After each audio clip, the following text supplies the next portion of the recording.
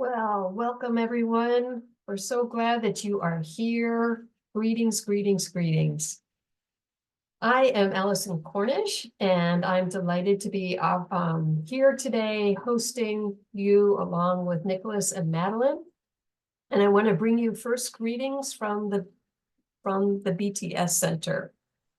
Some of you are familiar with the BTS Center, and for some of you, this is a new organization, but we are the organizational successor to Bangor Theological Seminary. We're located in Portland, Maine, on lands long stewarded by the Wabanaki, the people of the Don. We seek to catalyze spiritual imagination with enduring wisdom for transformative faith leadership. And our work is focused on spiritual leadership for a climate-changed world. We are so pleased to be offering this program that we're talking about today, Navigating Climate Spiritual Care, a learning community, in collaboration with our partner, Water Spirit. Water Spirit in New Jersey has been a partner to us in a few programs, and I'm delighted that they will be providing the key materials for us in this program. I myself, just a few words about me, is I am a Unitarian Universalist minister. I live in Western Massachusetts on the land of the Nipmuc and the Pocumtuck people in the Deerfield River watershed. And I am so delighted to introduce and offer some thanks to Madeline, who is our program associate and has a supporting role in this program. So Madeline will have a few words in a few minutes, but right now over to Nicholas. Okay, thank you, Alison, and hello, everyone. My name is Nicholas Collura. I am a spiritual director and a healthcare chaplain by training, although I now work at Massachusetts Institute of Technology as a campus chaplain, where I also direct an ethics program. My roots are in the Catholic tradition, but as one who's trained in interfaith chaplaincy, the branches of my tree spread in many different directions. And I also want to say a quick word as we're getting started about the title and the subtitle of our course. In fact, I'm even correcting myself here as I say course. The subtitle, let's start there, is a learning community, not a course. In a little while, I'm going to kind of share my own screen and show you a little bit of the materials that we're adapting into this learning community, the materials that Water Spirit put together as a beautiful curriculum in climate spiritual care. But we're calling this a learning community because we're not here to teach, we're really here to gather. So Alison and I will be co-facilitating this space where we'll all be learning from one another. So this is not an academic kind of course or kind of experience. And the title is Navigating Climate Spiritual Care. I think all of us are participating in this community or thinking about participating in this community because we have some curiosity, maybe some anxiety or some insecurity about offering spiritual care in a climate changed world. And the metaphor that we're leading with, navigating, presupposes, first of all, this is an unfamiliar landscape. So our uncertainties and anxieties are welcome here. We get that we're faced with some pretty big challenges and some unfamiliarity. But we use the metaphor of navigating to also assume that we have some tools, some navigational systems. For some reason, even in the 21st century, when I think about this, I still think of a compass or an astrolabe, even though maybe the 21st century metaphor would be GPS or something like that. We're all coming with some kind of experience in spiritual care or pastoral care, however we might name our ministry. And so we're going to see ways in which some of the skills and gifts and tools that we bring with us will be helpful even in navigating this unfamiliar landscape. So it's kind of a tension there between the gifts that we bring and our experience of unfamiliarity or discomfort. And I'd like to turn it over now to Madeline. Hi, everyone. Madeline here. Thank you so much for joining us, echoing that gratitude that you're spending your time here this evening with us. I have a couple questions for you because we want to get to know who's in the room with us. So I'll ask them one at a time and you can clip, clop away in the chat and feel free, please, to just take your time no matter how quickly the questions come. So the first is, where are you logging in from today?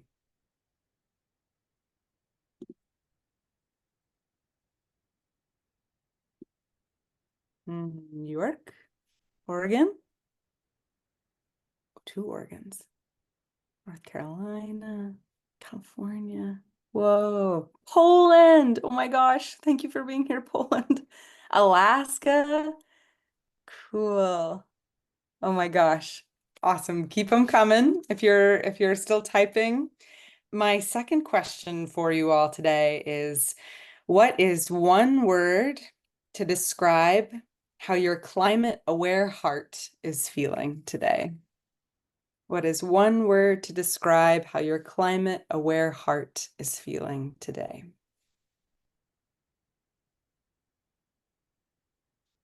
Heavy, weary, yeah, overwhelmed, wobbly, angry, present, open, desiring. Yeah, and I hate that I limited you all to one word because I know I'm usually feeling all of these at the same time. Full of sorrow, grateful. Thank you. Numbed out, yes. My last question to get to know you all just a titch is, who was the last, quote, more than human friend that you made a connection with?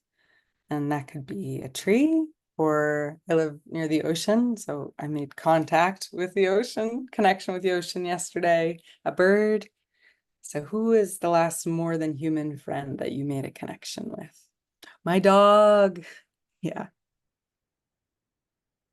Deer and her fawn. An otter. A slug. I love that. Eagles. My cat, a woodpecker, the rain. Ernie. Oh, awesome. These are wonderful. Thank you. It's amazing what we can do in that short amount of time just in the chat. So thanks for participating in that. And without further ado, I'm going to turn it over to Alison after I screen share to give you some scoop on this program that we're discussing today.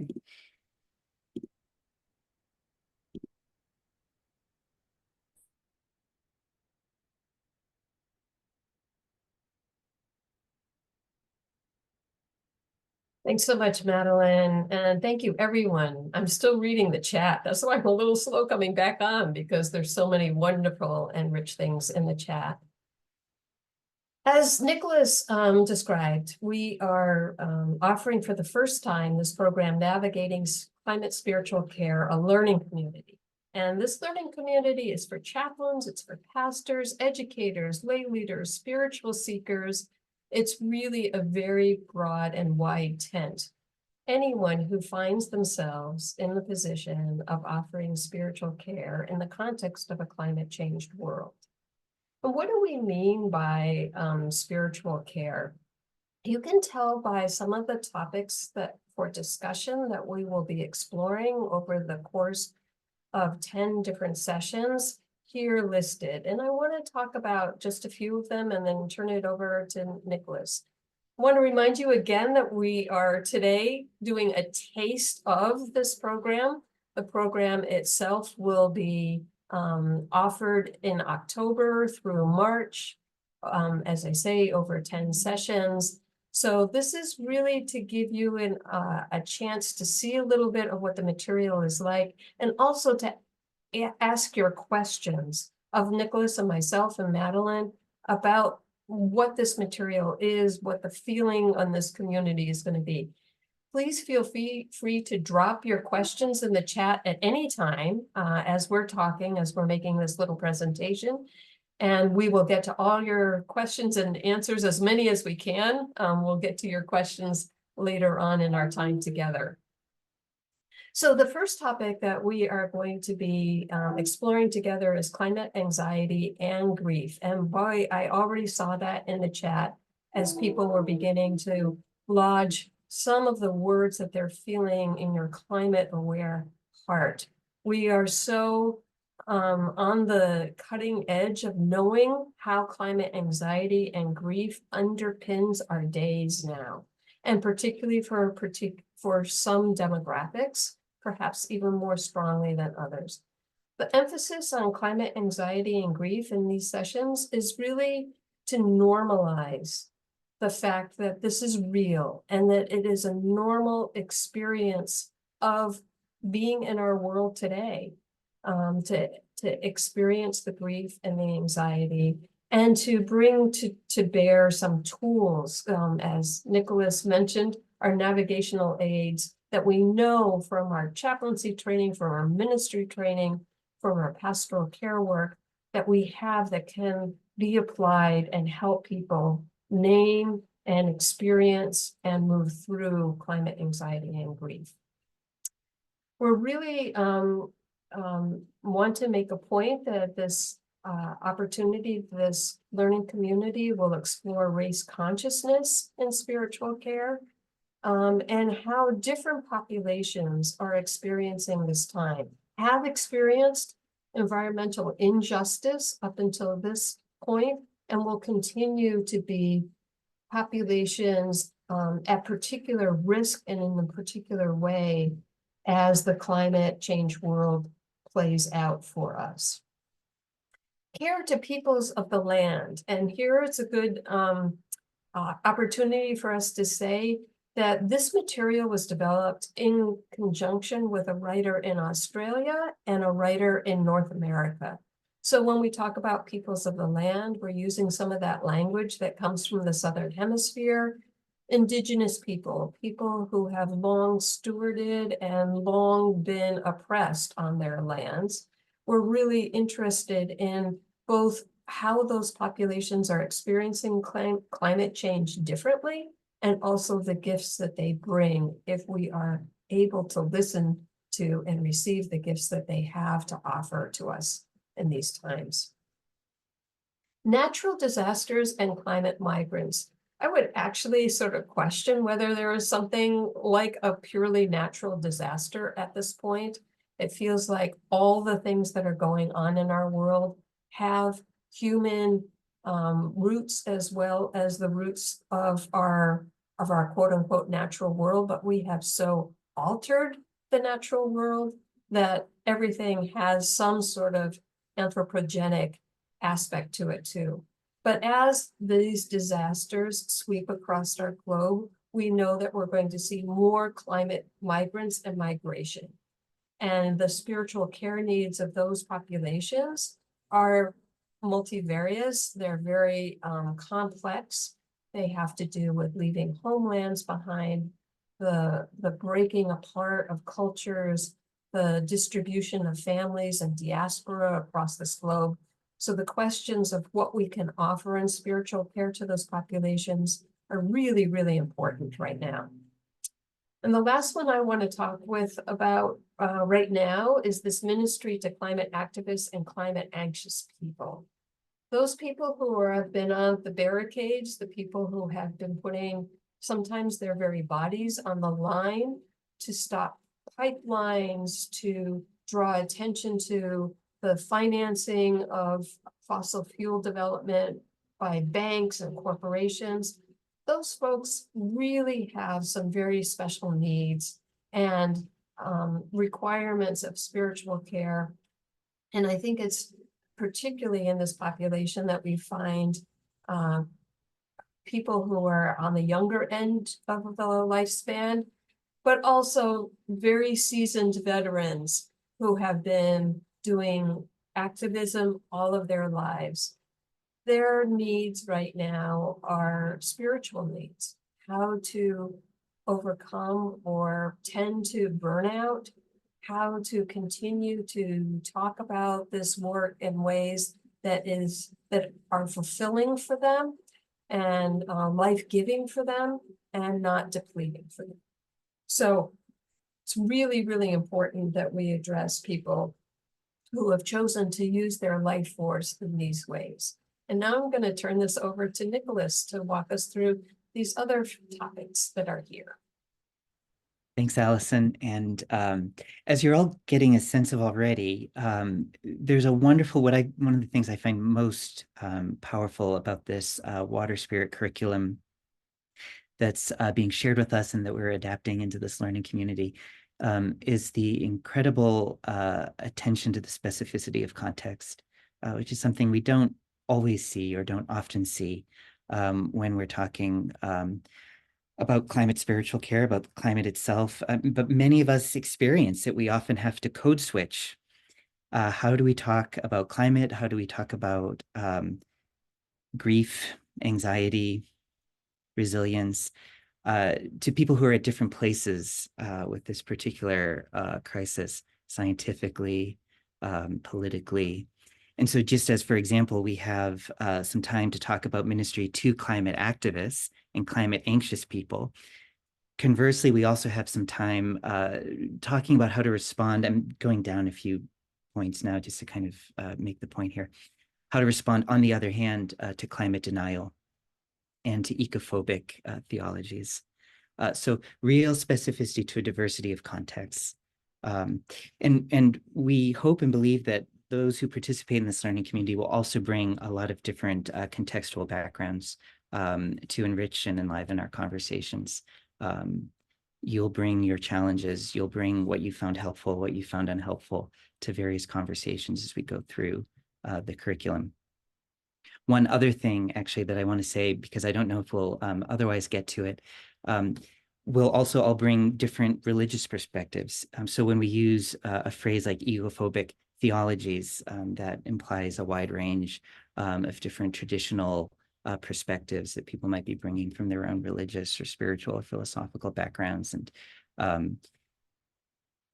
one thing that I respect about the way that the curriculum has been developed and that we're borrowing, and some of you, I think, even in applying, had questions about, is this course all about Christianity? Are we rooted in a Christian context if we're talking about theology or spiritual pastoral care? The developers of the curriculum are themselves Christian. Our community is open to people from a range of philosophical, religious, and spiritual backgrounds. So no, it's not a specifically Christian perspective that we're taking. One thing I do respect about the writers of the curriculum is that they've kind of named that within their tradition, it's also my own tradition as someone whose roots are Catholic, we see a theology that is particularly anthropocentric, that's particularly distanced from opportunities or resources within the roots of its own tradition to connect to the earth, to center the earth in conversations around theology. So just want to name that here. It's something that talking about responding to ecophobic theologies brings to mind, is that although some of the materials that you'll read do have that Christian tinge, there's also an element of accountability. It's all kind of shot through with taking responsibility for the fact that that particular tradition, again, I name it as my own, has often become one of the most, if not the most anthropocentric theological traditions that are on the market right now. So we'll spend some time talking about that. Spiritual care to children, just thinking about how many of you in your applications and how many of us, it's pretty obvious whenever we have conversations about what motivates us to do this work, it's often fear and anxiety for our children, for our grandchildren, for the next generation. We could say probably that thinking about our place in the chain of life is what motivates many of us to do this work. But how specifically do we offer care, especially to our young children? And many of you who have mentioned your care and concern for your kids and grandkids know very well that they are growing up in a different world than the one that most of us grew up in terms of just the omnipresence of concern and their incredible capacity to realize what's happening and how scary a world under profound change and transformation can be. So how do we offer spiritual care to children who are having to wrestle with these realities that are much bigger than children should have to deal with? And then in all of this, we'll be looking at ourselves too. How do we carry ourselves in this space? So the point here is contextualizing self-care and self-differentiation. Self-care is pretty obvious. How do we take care of ourselves? Self-differentiation, how do we understand ourselves as a part of, but not overly identified with the crises that we're facing right now? And how do we contextualize those responsibly, not just putting distance from between ourselves and the crises as our only strategy, but doing this in ways that honor our own grief, that don't run away from our own grief, but that nonetheless delve into the resources that we have to care for ourselves and to set up appropriate boundaries. And much of that is involved in this search for complicated hope. Here's a pretty good instance, I think, where we can use this navigational model to open something up. That is, many of us in our work with suffering people who are suffering for whatever reason know what it's like to walk with people as their hopes change. I know that my own background is in healthcare chaplaincy, and hope looks very different in the beginning when you go into the hospital, not yet having a diagnosis, hoping for the best. It looks different from when a person is at the end of their journey. And we hope for different things. We hope for comfort, or we hope for a legacy, or we place our hope in other people's well-being, our families, our loved ones' well-being. Our hope sometimes gets displaced from just the question of our own survival. So we know what it's like to walk with people as hopes change. Hope doesn't become any less real. It doesn't become any less profound, even as it changes in the face of painful or difficult circumstances. So hope is always complicated. And so we'll be drawing on our own resources as we look at what hope looks like in a climate changed world. Many of us probably are familiar with Joanna Macy's way of talking about hope as active hope, the awareness that hope and action are mutually reinforcing, and without one, the other can't survive. We do need to have a sense of hope that encourages us in the work that we do so that we don't get too burned out, lose faith, become cynical. But at the same time, hope without action is unrealistic. So we'll be exploring all of these different dynamics of hope. And hopefully, Alison, my going over these bullet points is helpful to give a little bit of a sense of what we'll be looking at together. I think now I'm going to turn it over to Alison to review some logistics. Thanks so much, Nicholas. And yeah, thanks for broadening the tent there and talking a little bit about the theological underpinnings, both of the material and also what it is that you and I hope to bring to this learning community. I really appreciate that. So this is just a quick review of the logistics here. This is an online opportunity for the learning community. We will not be meeting in person, but we will consistently meet on Monday evenings, twice monthly, from 7 to 8:30 Eastern Time, October through March 2025. And we have those dates right on the web page so that you can see the specific dates and see how they fit with your commitments and schedules.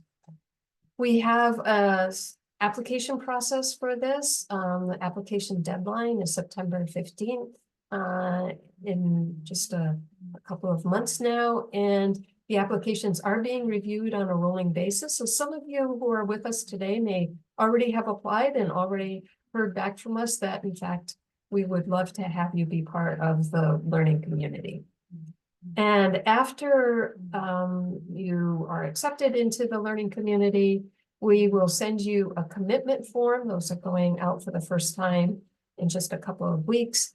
And the commitment form talks about the program fee, which is $200 with scholarship needs-based financial assistance available, and payment plan options available as well. And also in those commitment forms, there will be an opportunity for you to highlight a number of identities that you carry, either from the settings that you are in or your own personal identity. And we will be forming the small groups that you will be part of and accompanied with throughout the learning community. You'll be able to tell us who are the people that you really want to be in conversation with on an ongoing basis. Some examples of that are that you're in healthcare chaplaincy, or you're rooted in a congregation. Perhaps you're really interested in connecting with the African American community or the international community. So we'll let you know all the different features there, and you get a chance to identify those. In terms of the time commitment, our meetings together will be 90 minutes, and we're expecting people will have about 90 minutes in the off week, the week when we're not meeting, to spend time engaging with materials online. these materials are so, so rich that you'll see in just a couple of moments that you could spend much longer than 90 minutes. But we are going to curate down the materials as much as possible to make sure that your time commitment and the material that we're asking you to review are commensurate with one another, and not overloading your time together with the materials. But there is so much there.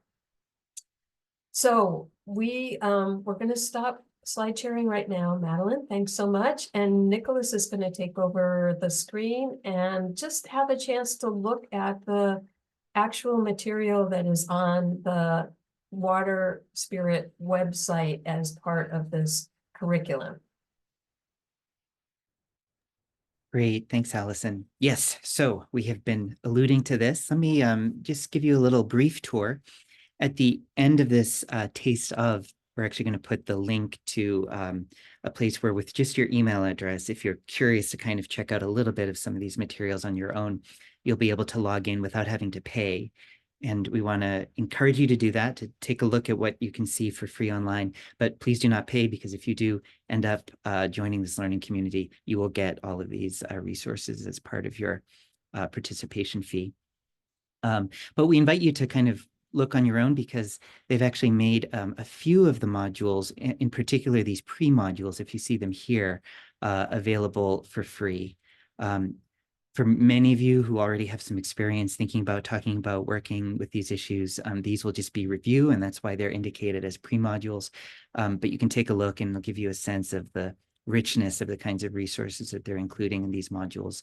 And also for other people who might not have your level of experience, but might want to learn more about the science of climate change, as well as begin to think about a more earth-centered spirituality or theology. You've got these two pre-modules that you can certainly recommend to them.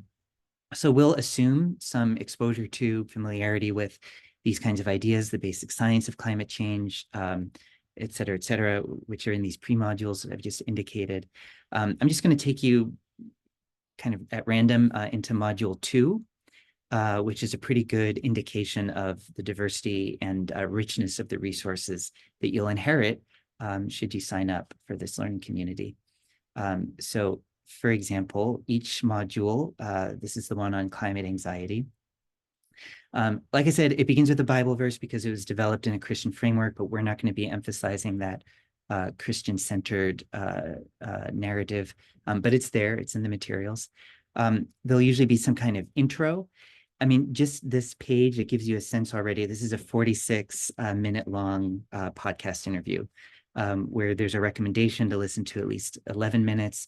Alison and I, like Alison said, will kind of curate and try to highlight certain especially helpful resources that'll fit within about 90 minutes of exposure in our off weeks. But it's just to give you a sense that already we're just on the intro page, and you've got you know, a pretty extensive chunk of listening that you could do. And then as we go through, we'll see that there's some framing usually, and even this framing that the authors of the material put together will include links to other resources. So if you're a rabbit hole person, there's lots of rabbit holes to go down.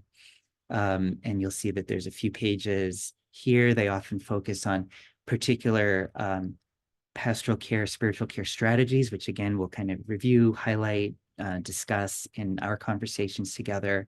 Occasionally you'll have graphics like this one. I hope I'm not going too fast, but it's really just to illustrate visually just how much there is. So several subunits usually. Often you'll find case studies, little verbatims, instances of what we're talking about. This particular one has 2. They're often drawn from real life. You'll see, I already completed this one, so you can't see it, but there'll be review questions. The way that the curriculum was developed was to include a little bit of quote unquote homework. So you'll see these social media tasks and journal prompts. We won't necessarily be asking you to do those. Each week will be a little bit different in terms of which resources we draw on for the sake of our learning community. But at any rate, you'll see those there. And so there's just an incredible richness that you could avail yourself of if something is really grabbing your attention. And then even at the end of all that, there's recommended reading and watching. Some of these are books, some of these are articles. They're very often linked. Some of them are YouTube videos. extension resources, you can just see links to various often nonprofits and other electronic communities. And then a whole other thing.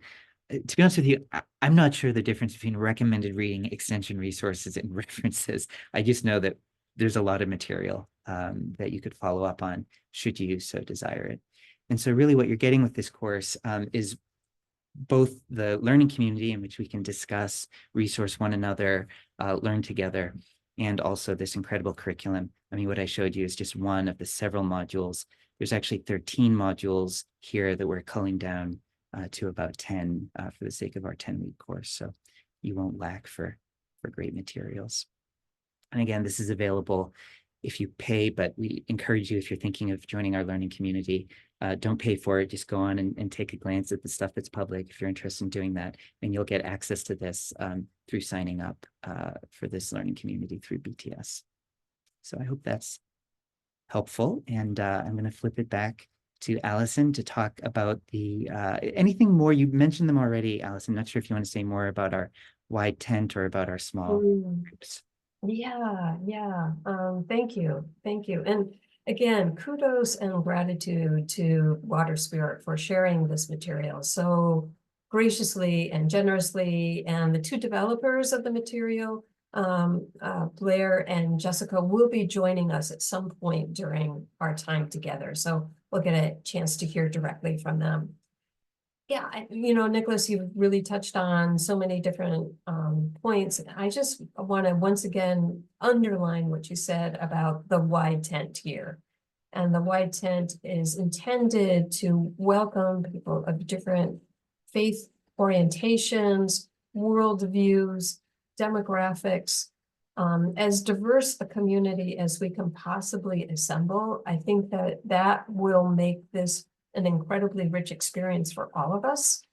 And it will also play into this next piece that we want to offer to all of you, which is about this being a collaborative space. So spiritual care in the time of climate change or a climate change world is really in its infancy. This is something that we're just beginning to really wrestle with and define.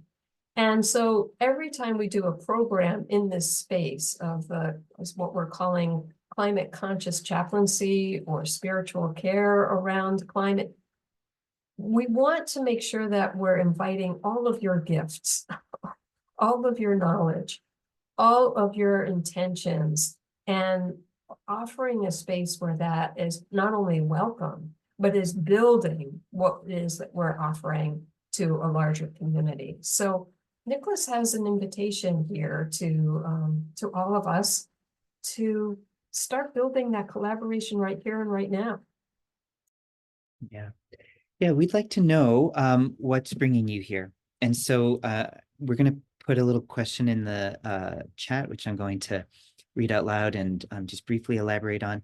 But this will be an opportunity for all of us, for all of you, to share in the chat. And what'll happen is we'll read those together. I'll maybe ask a few of you if you feel comfortable in elaborating on what you've put in the chat. But it's an invitation for everyone to put their answers and responses in the chat. And just to clarify, this isn't quite yet the Q&A. We invite you also to continue putting your questions, as some of you already have, in the chat. And in about 10 minutes, we'll kind of get to the Q&A portion. But for now, this is just an invitation for us to ask, what do you hope to bring and to gain from attending these sessions? Again, it's not a course. It's not just sage on a stage. You'll get a lot of terrific material on the Water Spirit site. This is really an opportunity for us to learn together, to pull some of the themes that are of interest to us. So we really, really do care about your own tools, gifts, viewpoints, and experiences that you're bringing. And this will help others on the call or those who are viewing it afterward to know what kind of people would be in this learning community with them. So again, the questions are, what do you hope to bring? And what do you hope to gain from attending these sessions? And for just about 2 or 3 minutes of quiet, we'll invite you to contribute those in the chat. And then, as I said before, I will invite a few of you to elaborate if you feel comfortable.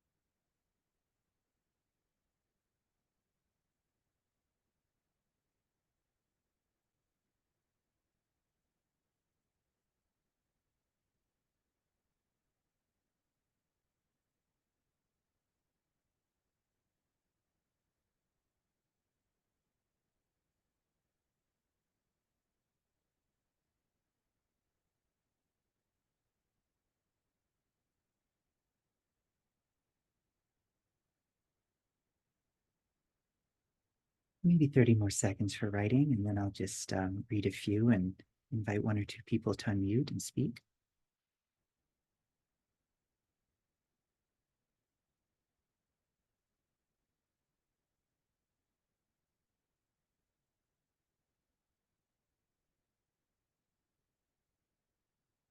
And if you haven't finished yet, keep writing even as I speak a bit. I want to highlight some of the diversity in terms of what I'm hearing of what people will bring. So I'm seeing religious diversity. Nancy as a lay leader in the United Church of Christ and professed member of the Order of Ecumenical Franciscans.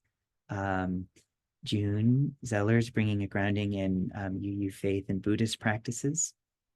Rabbi Devora, founder of Jewish Earth Alliance, a climate lobbying group for the Jewish voice, and brings the Jewish perspective and texts. Stacy, Seminary of the Wild, graduate and interfaith clergy and chaplain. So hearing, and there's others, so hearing a real religious diversity. I think we will inevitably see a diversity in backgrounds. So for example, Joanna Macy has been mentioned a few times in the work that reconnects. Alison, I think maybe studied with Joanna and would certainly have a lot to connect with around those resources. As well as others who bring, as we saw, lobbying experience. So a lot of incredible experience that'll be here. And there may be people who don't feel so experienced here and they feel they're completely new to this topic, and you are welcome to. It's one of the reasons that we're doing these small groups so that we know that people will be able to resource with one another around shared experiences, shared contexts. So all are welcome, but just really celebrating the diversity of gifts that people bring. As well as your own personal experiences and gifts, whether those translate into professional experience or not. And then maybe I'll just invite one or two people, and you've all written such great stuff that I think we're probably going to have to collect these and read them afterward, Alison. So I'm going to choose somewhat at random in terms of what you hope to gain. And so I'm just going to choose the first person that I see sharing something about what they hope to bring. Nancy, would you like to share more about your hopes for a sense of community with others in your small group? And if you don't feel comfortable sharing, that's okay too. Oh, I can Yeah. share. Okay. I think my experience with BTS online communities in the past has been really rich. The ability to work and dialogue within a community that is climate focused rather than all the other things we get concerned about in a world full of chaotic concerns has been really rich for me. And so the ability to fall in love with the other people in this small group is what I would hope would sustain me through a program like this. Wonderful. Thank you so much. And maybe we can do one more hope. And forgive me if I'm not knowing how to pronounce your name. Is it Trebi? Yes. Who hopes for knowledge, inspiration, and a support network for leading public ceremonies around climate change. Would you like to say a bit more about that? Yeah, I'm a writer, and I also have been leading groups for many years, but I just would love to. I would love to do public ceremonies around climate change that would involve getting in touch with grief and also finding beauty, which has been a theme of my work for many years. Wonderful. Thank you, Trebi. And I hope that you will all continue to glance at the many other comments that are coming in so that you can get a sense of who you might be learning with. And I see we've already got some raised hands and some I'm with you in the corner in response to what people have shared. So thank you. And Alison, can I turn it over to you now to help kick off our Q&A portion? Absolutely. Wow. I'm just bowled over by who everybody is and what you're bringing and what you hope to gain. And may the grace and the blessing of community be part of what we're doing right from the very beginning and creating the DNA of this particular opportunity. I thank you for these questions, and folks keep dropping the questions in. Beth would love to hear more about the curriculum and the flow of the framework. Hopefully, Beth, that that little insight that we gave you, that when Nicholas was sharing his screen, gave you a little bit of a sense of that. And you bring to mind the work that reconnects in the spiral of practices with its roots in Buddhism and systems theory and deep ecology. When Nicholas and I took the 13 different units that were part of the original curriculum and sort of reorganized them a little bit, we were thinking about the flow and in the ways in which we wanted to have one topic lead to another and build on it on another. We also did not want to overwhelm folks with materials, so that there are sort of pauses, places to catch our breath built into the flow that we've imagined. But we are really, really interested in how the practices that all of you are bringing and the frameworks that you've been working in can be supplemented by this material, and vice versa. How your own knowledge can help make this material more useful for others, because the folks at Water Spirit are really interested in continuing to revise and update this material. And they're very, very interested in this experiment of a synchronous online community, since they've been offering the material in an asynchronous way. And so as your feedback comes into this system, it will definitely influence how the material is presented to others.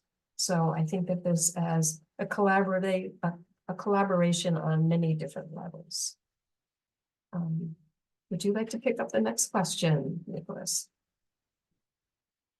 Yes, and maybe you and Madeline can help me, because let's see, where was the next one?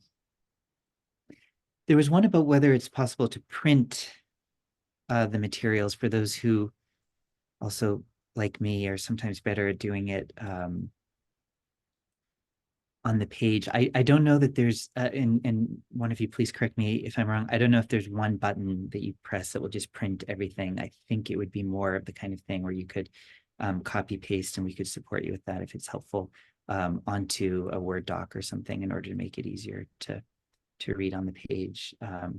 One of the things about the way that it's laid out is that there's going to be so many hyperlinks, so many things that take you to another resource page, all of which are optional, but that'll largely be your experience. So on many of those, like if it takes you to a news article, for example, many of those news sites will have a little button where you can just hit print, and it'll print the whole thing out. So it might depend on which page you're looking at, but hopefully it's not too inconvenient or burdensome to do the copy paste thing, if that is what will help you.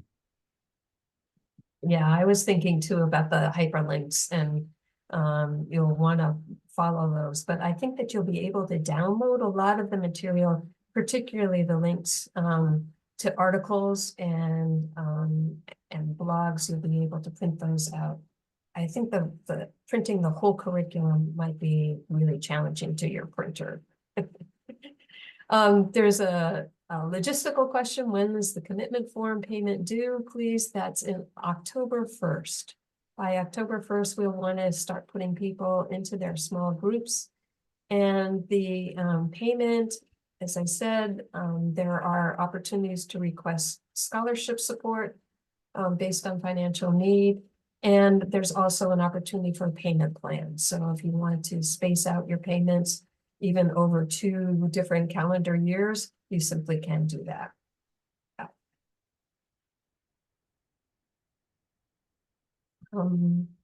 I see, Nicholas, about a question about ritual. How about that? I love the way that you frame this too, Rabbi. Since there's so much interest in ritual, can you incorporate that? And I think you've gotten the spirit of what we're doing here, which is that we have our sense of what resources might be helpful for us to really highlight. But as we go along as a learning community, I think we'll be learning pretty quickly where people's interests lie. And so it's a resounding, yes, we can be responsive to where the interest lies. And I think that discussing ritual, it's there a little bit implicitly, in part because the curriculum was kind of designed largely, although not exclusively, with a congregational audience in mind. So you'll see a little bit of that bias reflected in some of the materials already anyway. And so that brings up questions of liturgy and ritual. But yes, even though, again, we're adapting this to a wide tent in what we do, if we're hearing an interest in things like that, we can certainly make sure to highlight it. Yeah, and I would say likewise to Jessica's comment about a way of being in dialogue with one another offline or outside the monthly meetings, the twice monthly meetings. Certainly your small group will be an obvious one to continue that dialogue with, but for all of our programs, we set up a participants page on our website that is password protected, but contains everybody's contact information and ways to be in touch with one another. There are the reminders of the Zoom links. There are reminders of how to get into the materials for the course. There's a reminder of what it is that we're doing each week. So we can either build off of the participants page, or we can set up a different mechanism for folks to be in touch with. I mean, for example, one of our other chaplaincy programs has a Google group, and as people finish the program, they get added to the Google group so that we're constantly adding more people who have a specific interest and approach to their work, and so they can be in touch with one another. So yes, yes, yes. And when you say, do you envision, what we really want to do is to be listening to all of you. What do you want? What do you need? How is it going to be a help to you? These are great questions. Curious if anyone else has anything else in mind, or.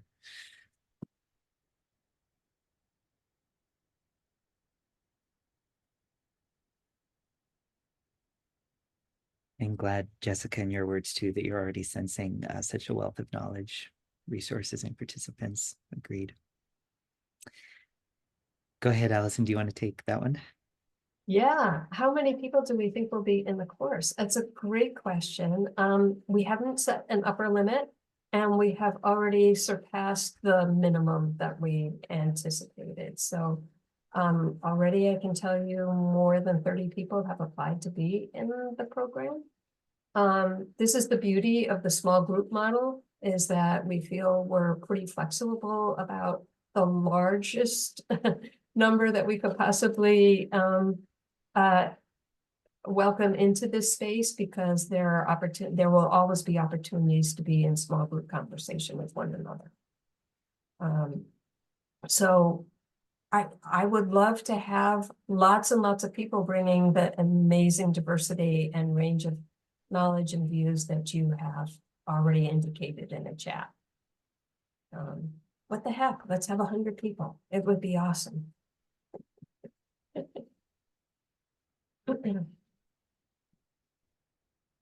Okay, we have two great questions. Maybe I'll just grab Stacy's, because it's following up on what we were saying before. If you have a great question as well. Will the small groups interact with other small groups at times?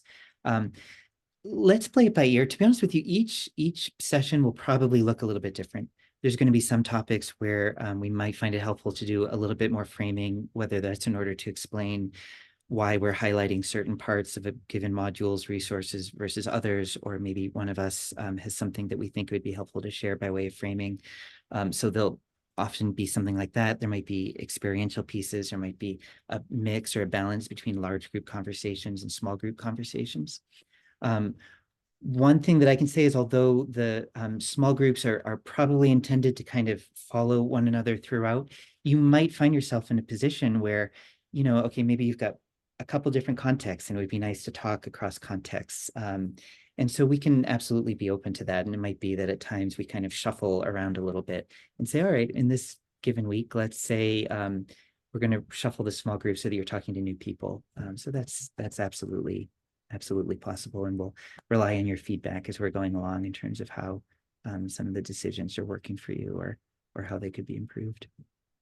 Yeah, constant feedback is really, really welcome and important.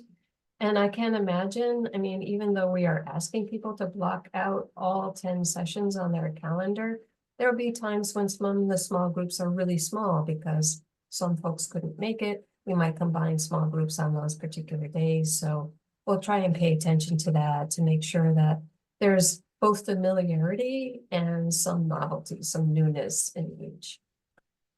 Sophie, I love your question about race-focused discussions and how they might be structured if the group lacks representation of diverse ethnic groups. I think one of the real beauties of this curriculum is that it's a cross-continent developed course. So most of us, I would imagine, don't have a lot of familiarity with Australia. And so right there and then we have different material than the people who are engaging with the material. And that's an invitation to not only learn, but to examine our assumptions and understandings and to sort of try on a different identity in the engagement with the material. And I think that that has been the approach at the BTS Center. We are working really, really hard on our JEDB work, which is justice, equity, belonging, and diversity work. And there are times when that work is self-work. It's work on our own understandings, our own upbringings, our own baggage that we're bringing into places like this. And sometimes it's encounter work. It's working with people who represent a very different identity than we do. And how can we open up those spaces and make those the most successful? I'm really, really pleased with the work that the BTS Center has been doing with Wabanaki Reach and other indigenous peoples of the state of Maine. And I think we've learned a lot that could be brought into a course like this of how we make space for different voices. Even if we don't carry that identity ourselves, we have ways in which we can practice deep listening, deep regard, and a blank slate of learning that is so important. So I think, we don't yet know what the ethnic composition of this learning community is going to be, but I think that the material will help us see these questions from different perspectives. I wonder, Nicholas, if you want to add any of that to that? Sure. Yeah. I would say, the idea here is not that this is the let's answer every question there is to be asked and eliminate any ambiguity and discomfort when it comes to navigating climate spiritual care. I think embracing ambiguity, embracing discomfort will be central to so much of what we do. Embracing what it is that we don't know, embracing where we're navigating as kind of a real-time practice, not knowing exactly where our destination will be, but knowing what resources we have available as we navigate. And that spirit applies just as much to the kind of question that's like, well, is there any hope for us, as it does to what are the limits of our own identity? What are the limits of our own perspective? So we hope that we'll have a diverse group. We hope that the materials will help us to identify some new perspectives. And there might be times when we discover that there's limitations to our own perspectives as well. And that becomes a question for our own future learning. And I think Alison and I are in the spirit of embracing that kind of openness and discomfort and cultural humility. Thank you. Thank you. I think I'll just answer this one last question and then we will move on. This has been so fascinating and so helpful already to our thinking about this opportunity. Simca, thank you for the question. Will the sessions be recorded? We are not intending to record the sessions. Partly that's because we want to set up a confidential space as much as we can. And rather than toggling back and forth between maybe recording a little bit of a presentation and then pausing the recording while somebody responds and back and forth, it is probably just a lot cleaner if we don't record the sessions and allow people to share as openly as they possibly can. Yeah. So I want to just wrap us up now with enormous gratitude for each and every one of you who came here in person and those who are listening on the recording. We're so hopeful that this has been helpful to you in understanding a little bit more about what we're aiming to do.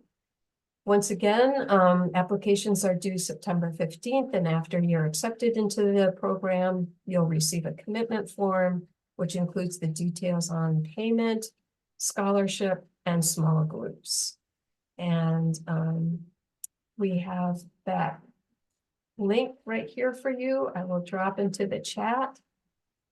And I will turn it over to Madeline, who has just another message or two from the BTS Center. Oh, thank you so much, Nicholas and Allison. I learned so much I want to take the course now. It sounds so rich, and you two are such wonderful, nuanced leaders. And thank you all who showed up today, and to all who are listening to the recording.